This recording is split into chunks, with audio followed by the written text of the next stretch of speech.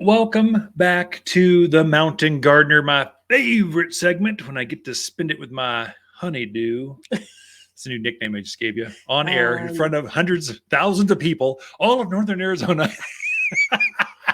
Yeah, I don't think honeydew is going to work. Yeah, for me. probably not. Yeah. So, babe, that's kind of your nickname for me. How about that?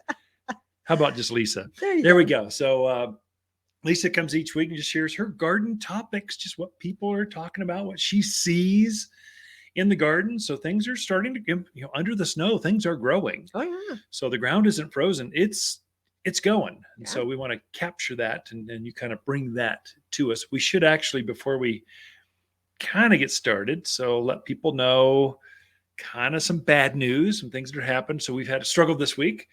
So we lost Lisa's father last week. So he just fell and we lost him quickly. So just kind of like that. It didn't take much. Life is fragile. But the founder of Waters Garden Center, he just, in fact, I was hoping to have him for the 60th anniversary, just interviews. He's still the heart, the mind, the heart. Much. It was all there, just the body started to fade. Right.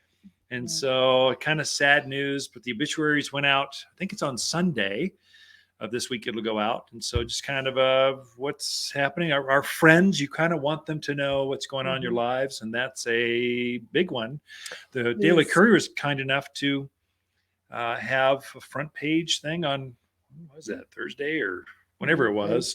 Wednesday. So appreciate that. Tim and the crew, Nancy over at the Daily Courier. We appreciate the community leader. They thought it was important enough to show it off.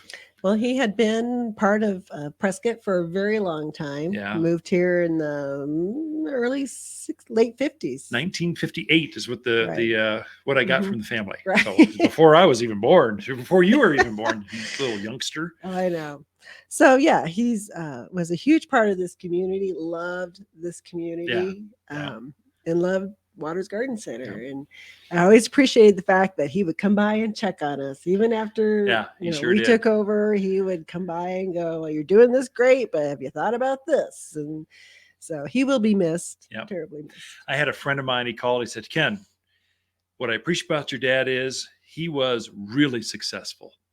And then you guys came in, and what he realized was he knew when it was time to step back and let the next generation take it forward. And we have grown it. Oh, yeah. It's different than when it was when we bought it 20 years ago, but he's proud of it. So he's still proud of it. Thank you, Dad. So that just kind of works out. Anyway, that's enough of that before I go into tears. What a gardening. Gardening's always happy. It always makes you feel better. Gardening is always happy. What kind of garden stuff can we talk about? Sure. For everyone. Yeah. So we'll have to make this quick since I've always run out of time. I'll give you extra time. Oh, thanks. So what I thought I would talk about this week is 6 things you should think about either before you redo your landscape or you do a fresh landscape. So a lot of people still moving in, working with blank canvases. Oh, yeah. Or some people buying homes that nothing's been done with the landscape for 15, 20 years, and it's time to redo it. Remodel. Yeah. If you have railroad timbers in your yard, it's time to redo your landscape. Pretty much. If you've got tires you're gardening in that have been painted, it's really time. Yeah. So these are 6 things to think about. Okay. So the first one is I think hugely important. How do you intend to use your space? Are you a backyard gardener and you want to grow your vegetables and your fruit trees and herb gardens? If that's important to you, you need to plan for that. Or maybe you love to entertain outdoors and you have company over all the time. You like that outdoor living space. You need to design for that as well. Also, be realistic about your maintenance. I mean, for those, there are people that come in that are dead honest. I don't want to do anything. Yeah. And then there's some people that are like, this is the first time I can be out in my yard and really work in my yard. They've worked all their lives and now they have some freedom and they want to enjoy that. So be realistic about what your expectations are, what you want to do. Do you want to be out there every day kind of cleaning up flowers, or do you want just to look at it and go, yep, looks good to me? The other one, and this is huge for here, is know your climate. Oh, yeah. So be very, what you grew back home, maybe you can't grow here. Or what you grew out in full sun somewhere else, needs a shadier spot here. So pay attention to your yard. Where's the sun? Where's the shade? Do you get a prevailing wind? A lot of us here Chino Valley, Paulden, you know who you are. Right. Because that's going to make a difference on what plants you put into your yard, because you want them to look the best. So you got to pick the right ones. Beware of little microclimates in your yard as well. On that. What's a microclimate? Just for folks that are new.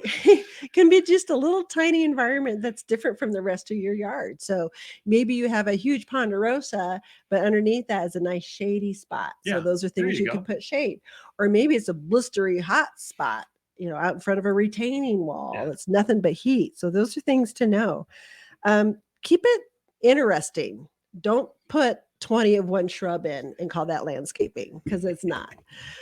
Think about heights and widths and colors, and does it bloom? Does it get fall color? Those are all things to think about. Texture. What kind of textures do you want to have in that yard? And, landscaping is more than just rocks with a big rock in it. So there's a lot you can do to soften the yard and still keep it low maintenance if that's what you want. But natives, that's what natives are for. We just got a truckload of them. We did. So, some really pretty ones. Think about your trees. If you want, if you need some shade, or maybe you have a smaller yard and you need smaller trees. So those are things you want to think about before you go shopping. Or you can come look, but don't buy. Bring an iPad or a phone and take a picture. And what we look at when we see that picture, we're looking for what other plants are there, and we're looking at shadows. How much sun does it really get? Is there a big ponderosa there? Because we're trying to get companion plants that will go together in that space. Right, definitely. Another really good trick is walk your neighborhood. Talk to your neighbors. Talk to your neighbors and see what recommendations they have, because they've already gone and done a lot of the legwork there. So that's very good. And then also just be aware, the landscape you put in today, you may be changing in 5 years or 7 years, or even less than that. How many iterations has our landscape gone through? We're on 3 going on 4. So but we've been there for 20 years. So, it's I tell folks, you should change out 10% of your landscape every year. So every 10 years, you get some freshness, some vitality, because plants do get old. And then they start to drag you down. Those junipers out by the front street that are just woody and overgrown, and they scratch even the dog as they go by. It's probably time to pull those out. So put something fresh, new in there, either just fresh new junipers or cotoneaster or something else that's different. Yeah. And then also just come tour the garden center. Come look and see what's available out there and what you might want to put in. The garden center is looking gorgeous right now. We've had tons of new trucks, things coming in that are blooming. It's just beautiful. So I would say too, that's one that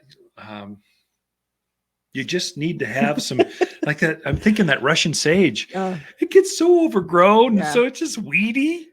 You just need and there's new varieties, like new dwarf varieties that are so much easier to grow, but lots of new things coming in. Thank you, Lisa. That's some great advice on the 6 things you should do before you landscape your yard. Ken and Lisa Lain and the Mountain Gardeners. We'll be right back after this.